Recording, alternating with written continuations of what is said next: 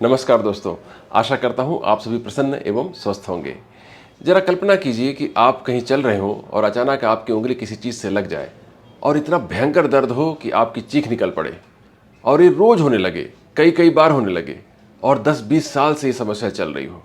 आप डॉक्टर के पास जाते हैं, अपनी समस्या बताते हैं, डॉक्टर को कुछ समझ में नहीं आता। डॉक्टर टेस्ट पे टेस्ट करे चले जाते हैं, लेकिन बीमारी का पता नहीं चलता है और आपकी तकलीफ ज्यों की त्यों बनी रहती है। ऐसी हालत में आपकी क्या मनोदशा होगी, आप खुद ही समझ सकते हैं। इस समस्या से कई मरीज जूझते हैं। इस समस्या का नाम है ग्लोमस ट्यूमर। आज हम आपसे इसी ग्लोमस ट्यूमर के बारे में बात करने वाले हैं। ग्लोमस ट्यूमर अराइज होता है ग्लोमस बॉडी से, मतलब ग्लोमस ट्यूमर ग्लोमस बॉडी से पैदा होता है। ये ग्लोमस बॉडी हमारे स्किन में पाया जाता है। हमारे स्किन की दो लेयर्स होती हैं, एक होती है एपिडर्मिस और दूसरी होती है डर्मिस। जो डर्मिस होती है उसकी फिर से दो लेयर होती है, एक होती है पेपिलरी लेयर और दूसरी होती है रेटिकुलर लेयर। तो जो दूसरी लेयर होती है रेटिकुलर लेयर, उसमें ग्लोमस बॉडी पाया जाता है। तो इस ग्लोमस बॉडी का काम होता है थर्मल रेगुलेशन, मतलब बॉडी के टेम्परेचर को उस एरिया में नियंत्रित करना।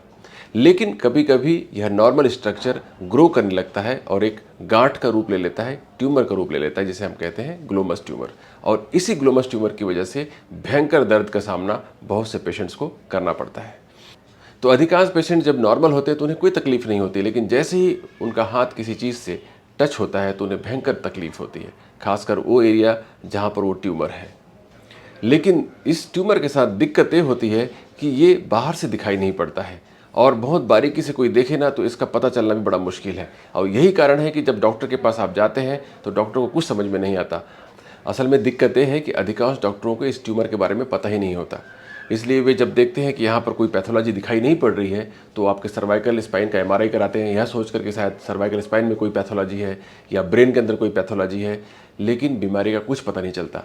और जब कुछ बीमारी यहाँ पर दिखाई नहीं पड़ती और आपकी तकलीफ लगातार बनी रहती है तो डॉक्टर को भी लगता है कि शायद ये साइकोलॉजिकल कारणों से हो रहा है। वो आपको साइकेट्रिस्ट के पास भेज देते हैं। और हमने देखा है कि कई पेशेंट्स एंटी डिप्रेसेंट्स पे, एंटीसाइकोटिक्स पे बने रहते हैं, लेकिन उनकी समस्या ज्यों की त्यों बनी रहती।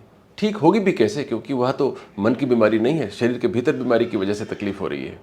तो कहने का कुल मतलब ये है, सही समय पर डायग्नोसिस बन जाए तो उस पेशेंट की ज़िंदगी बड़ी आसान हो सकती है।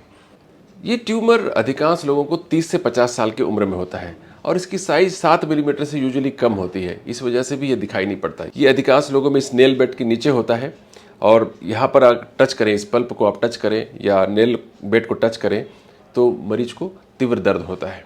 और अनजाने में प्रायः हमारा हाथ यहाँ वहाँ टच होता रहता है तो मरीज को भी दर्द जब तब होने लगता है। तो इस ग्लोमस ट्यूमर की डायग्नोसिस कैसे बनाई जाती है? अगर आप एक्सरे करते हैं तो एक्सरे बिल्कुल नॉर्मल आता है और अल्ट्रासाउंड करते हैं तो वह भी सब्जेक्टिव होने की वजह से कई बार मिस हो सकता है।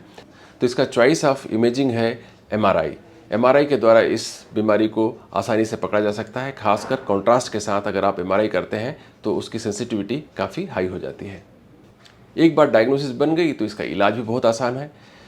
एक्सपर्ट हैंड में ये ओपीडी बेसिस पे ये सर्जरी हो जाती है और अधिकांश लोगों में कोई रिकरेंस भी नहीं होता है। एक बार अगर निकाल दिया गया ट्यूमर तो हमेशा हमेशा के लिए ट्यूमर निकल जाता है और ठीक हो जाता है। तो आपके परिवार में या आपके प्रियजनों में किसी को इस तरह का तीव्र दर्द उंगली में होता हो तो आप एक बार ज़रूर उसे किसी एक्सपर्ट सर्जन के पास लेकर जाएं, यह सस्पेक्ट करते हुए कि कहीं ये ग्लोमस ट्यूमर तो नहीं है। ऐसा करके आप उस पेशेंट की काफ़ी मदद करेंगे, क्योंकि इस तकलीफ़ की वजह से कई लोगों का जीना दूभर हो जाता है और कई पेशेंट्स यहाँ तक कि सुसाइड करने की बात भी सोचने लगते हैं। तो ये थोड़ी सी जानकारी मैंने आपको ग्लोमस ट्यूमर के बारे में दी। अगर ये जानकारी आपको उपयोगी लगी हो तो आप इसे अपने प्रियजनों को जरूर शेयर करें, इस वीडियो को लाइक करें और इस चैनल को सब्सक्राइब करें ताकि समय समय पर आपको ऐसी उपयोगी वीडियो और मिल सके। बहुत बहुत धन्यवाद।